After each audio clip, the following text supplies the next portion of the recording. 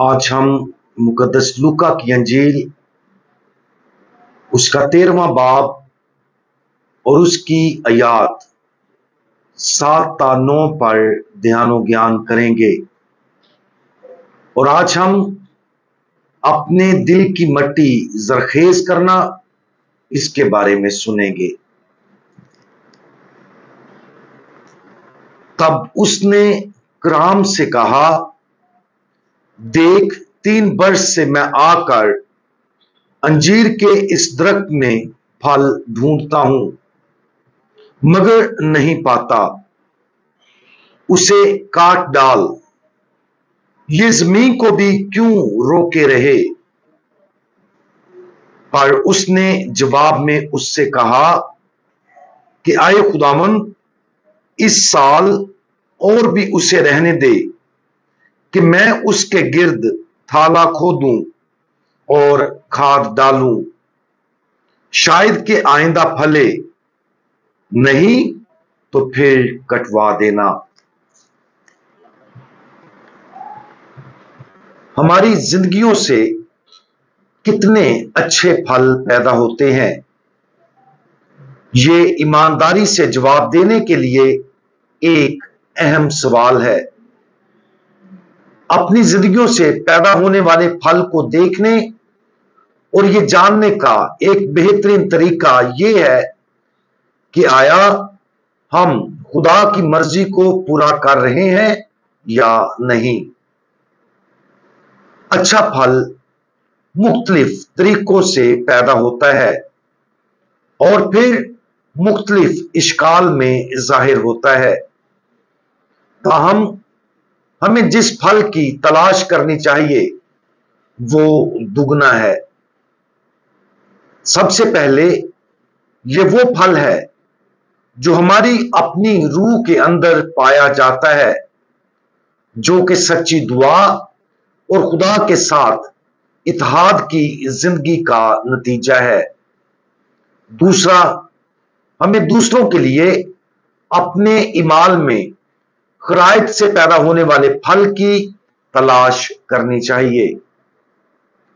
जब हम अपनी रूह को ईमानदारी से देखते हैं तो हमें अपनी रूह के अंदर क्या नजर आता है? अक्सर हम अपने अंदर एक किस्म की जंग देख सकते हैं जिसमें हमारे बेतरतीब जज्बात और भूख खुदा की रूह के खिलाफ लड़ते हैं। अच्छे रूहानी फल को अंदरूनी तत्हीर की जरूरत होती है। नमाज, रोजा, रूहानी पढ़ाई और इस जैसी चीजों के जरिए हमें ऐसे तरीकों की तलाश करनी चाहिए जिनमें खुदा की रूह हमारी बेतरतीब इंसानी फितरत को अपने कंट्रोल में ले और अपनी पाक मर्जी के मुताबिक उसे दोबारा तरतीब दे। अगरचे हम सब गुनाहगार हैं और वक्तन फवक्तन गुनाह में गिर जाते हैं, लेकिन हमें हर उस अमल, ख्वाहिश और आजमाइश पर काबू पाने के लिए मुस्तअदी से काम करना चाहिए जिसे हम मारूजी तौर पर खुदा की मर्जी के खिलाफ समझ सकें। बाज़-औक़ात हमारी ज़वाल पजीर इंसानी फितरत हमें इतनी जबरदस्ती के साथ गुनाह की तरफ खींच सकती है कि यह हमारी अक्ल को उलझा कर हमें गुनाहों की अकलियत की तरफ ले जा सकती है। लेकिन अगर हम अपनी जिंदगी में खुदा की मौजूदगी का फल चाहते हैं तो हमें अपनी अंदरूनी जिंदगी को एक फलदार बाग बनाने का इंतखाब करना चाहिए जिसमें खुदा की खूबियां बढ़ती हैं और कसरत से परवरिश पाती हैं।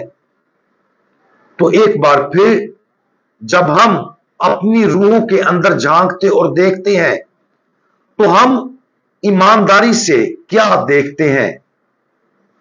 जैसा कि खुदा हमारे अंदर खूबियों की परवरिश करता है और हमारे बेतरतीब जज्बात और भूख खुदा की रूह के कंट्रोल में आ जाती है, तब हमें यह भी मालूम होगा कि खुदा की मोहब्बत के अंदरूनी सम्राट को हमारी जिंदगियों से दूसरों की जिंदगियों में बहने दिया जाए। हम बेलोस और कुर्बानी की जिंदगी गुजारने की ख्वाहिश करने लगेंगे। हम दूसरों को पहले तरजीह देने की ख्वाहिश करना शुरू कर देंगे। हम दूसरों की जानों को कीमती और इज्जत से भरी समझेंगे और हम फैसले, सख्ती, गुस्से और इसी तरह की दूसरी चीजों पर काबू पा लेंगे। हम खुद को दूसरों की भलाई के ख्वाहिशमंद पाएंगे और मफूकुल फितरत तौर पर सबके साथ एहसान के बोझ से छोटे काम करने की तरफ राग़िब होंगे। लेकिन ये सब इंसान की बातनी जिंदगी से शुरू होता है, जिसे हमारा खुदावंद अपने फजल से परवरिश और जरखेज बनाना चाहता है, ताकि उसकी मोहब्बत के बातनी सम्राट अंदर ही बढ़े और बिलाखिर हर एक के रोजमर्रा के ज़ाहरी अमाल में बिल्कुल जाहिर हो। आज अपनी रूह को अंजीर के उस दरख्त की मानद होने पर गौर करें जो फल नहीं लाता। देखें कि हमारा खुदावंद हमारे पास आ रहा है और हमसे दरखास्त कर रहा है कि वो उसे जमीन काश्त करने और उसे जरखेज करने की इजाजत दे। जान लें कि उसके लिए हमारी तरफ से तब्दीली की जरूरत है। अगर हमें अच्छा फल लाना है तो हमें खुदावंद को अपनी जिंदगियों में काम करने की इजाजत देना होगा। उसके साथ काम करें, मुस्तैद रहें और हर मुमकिन कोशिश करें कि हम अच्छे फलों की कसरत हासिल करना शुरू कर दें, ताकि हम उन लोगों में शामिल ना हों जिन्हें खुदा के इंसाफ का सामना करना पड़े। हम दुआ मांगें।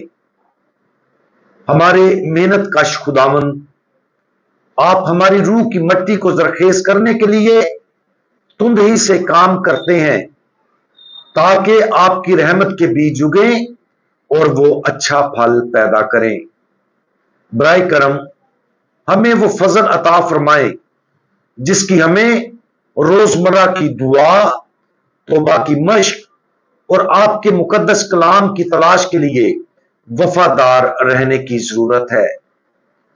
प्यारे खुदावंद, हमें तब्दील करें और हमारी जिंदगियों में अपनी मुकद्दस बादशाही का अच्छा फल ले आए।